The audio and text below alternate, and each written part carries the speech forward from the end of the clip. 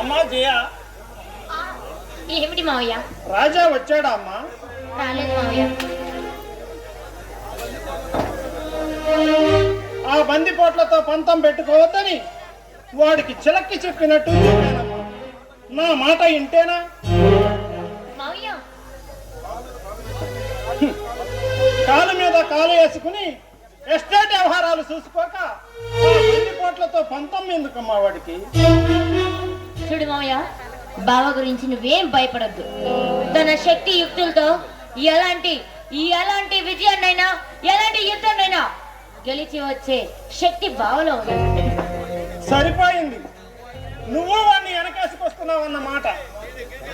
వాడు చేస్తున్న పని చెడ్డది అని నేను అనడం లేదమ్మా, కానీ మంచి కోసం మానవత్వం కోసం పాటుపడిన మహాత్ములందరిలో పట్టణ పెట్టుకుందాం దౌర్భాగ్యపు సమాజం. దూరమైన వాడు చరిత్ర పుటలో నిలిచిపోడి మానవయ్య. అయినా ఒకసారి మనం చరిత్రను చదివి చూడు. జయ, అవును మావయ్య, చెడు చేయాలనుకుంటే ఒక క్షణం చాలు.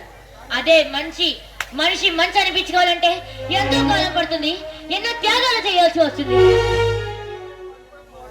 చెడిపోయిన వాళ్ళేనమ్మా వందల మెక్కి హాయిగా బ్రతికేది. అయినా మనిషిలోని మంచి చెడులను నిర్ణయించేది మనం కాదమ్మా, ఆ భగవంతుడు. నోరు లేని రాతి బొమ్మ మీద భారం అంతా మోయడం కరెక్ట్ కాదు మావయ్య. కార్యదర్శి పట్టుదలే మనిషికి చాలా ముఖ్యం. ఈ కాలపు పిల్లలతో మాట్లాడలేమమ్మా, ఒకటికి 4 వడ్డిస్తున్నారు. ఏదో అలా మాట వరుసకి మాట్లాడాను మావయ్య. అయ్యో నా మతి మంట. పొద్దున్నుంచి నీకు నేను మందే ఇవ్వలేదు. ఉండు మావయ్య, నీకు నేను మందు తీసుకో.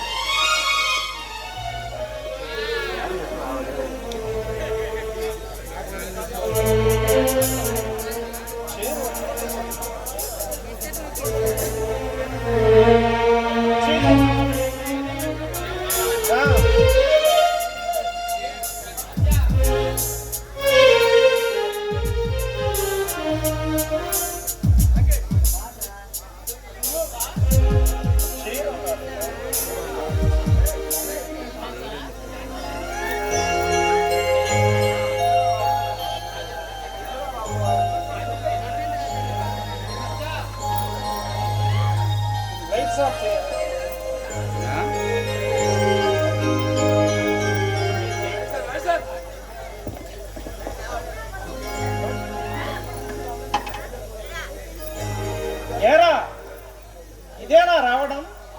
అవును, కుమారరాజాలో బతకవలసిన నీవు నీకెందుకు వచ్చిన కర్మరా ఇది? ఇప్పుడు ఏమైందని నీ కంగారు? ఎందుక?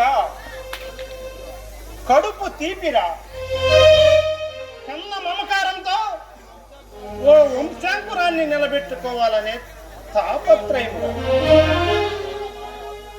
నాన్న, అత్తయ్య మామయ్యల ఆత్మకు శాంతి చేకూరుస్తానని శపథం చేసిన మీరు మాట్లాడవలసిన మాటలేనా ఇవి? మాటలతో నన్ను కట్టిపడేయాలని ప్రయత్నించకరా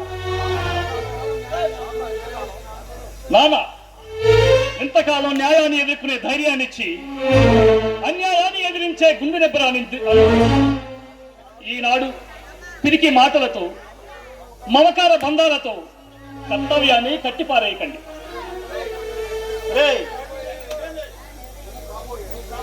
నువ్వు కాబోయే ఎస్టేట్ సర్వాధికారి అని గుర్తించుకోరా. మీరు స్వార్థంతో మాట్లాడుతున్నారు. నిస్వార్థ హృదయంతో ప్రజా శ్రేయస్సును దృష్టిలో పెట్టుకుని మాట్లాడండి. నేను తీసుకున్న నిర్ణయం పట్ల నాకు పూర్తి నమ్మకం ఉంది. నా వెనుక యువశక్తి అండ ఉంది.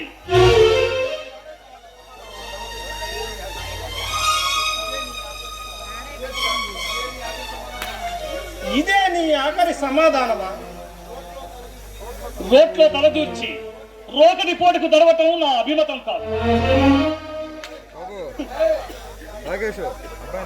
నీ మీద ఎన్నో ఆశలు పెట్టుకున్నారా? కానీ ఏమైతే అది అవుతుంది. మందు తీసుకో మావయ్య. పైన అమ్మాయి ఉంటే నిద్ర ఎట్టవుతుంది.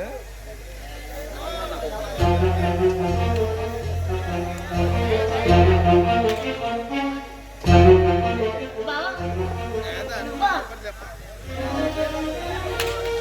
అమ్మా చేయాలి. నేను అలా ఎస్టేట్ దాకా వెళ్ళొస్తాను. అదేంటి మావయ్య ఇప్పుడేగా వచ్చింది?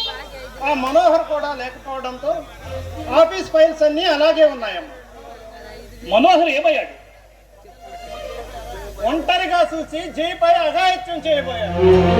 ఏదవాను డిస్మిస్ చేసి పారేశాను.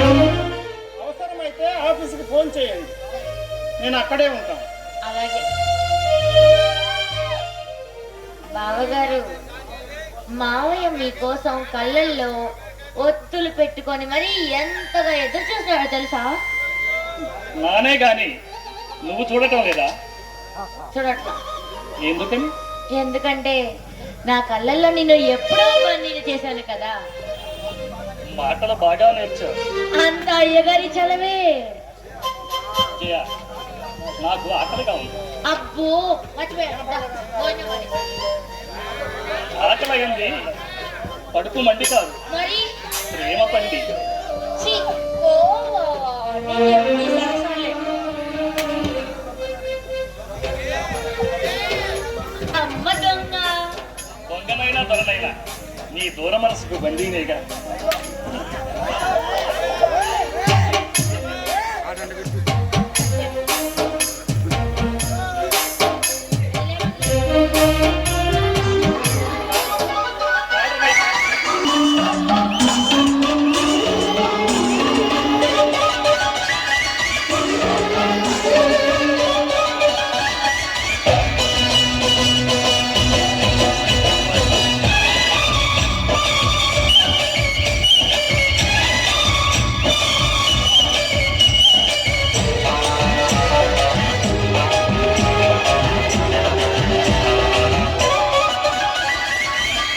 రెడ్డు బుగ్గే రెడ్డు సిగ్గే రెడ్డు సెక్స్ వైజ్ రెడ్డు చూసా.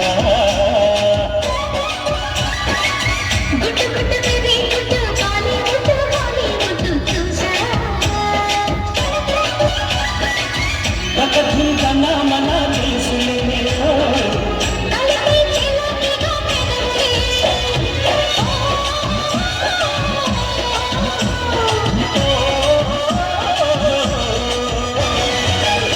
రెడ్డు బుగ్గే రెడ్డు సిగ్గే రెడ్డు సెక్స్ వైజ్ రెడ్డు చూసా. గుట్టు గుట్టు బేబీ గుట్టు బాలీవుడ్ చూసా.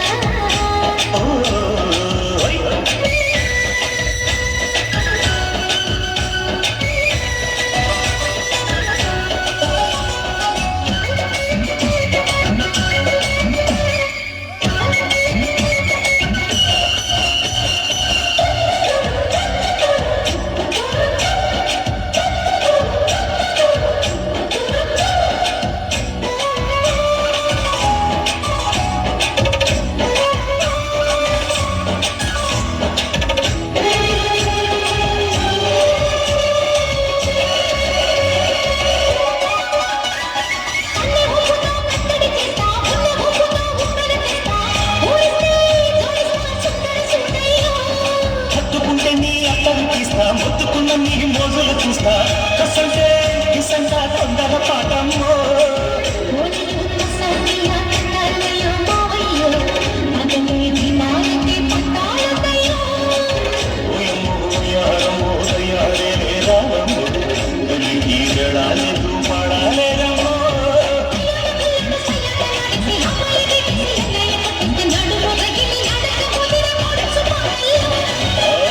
రెడ్డు బుగ్గే రెడ్డు సిగ్గే రెడ్డు సెక్స్ వైజ్ రెడ్డు చూసా.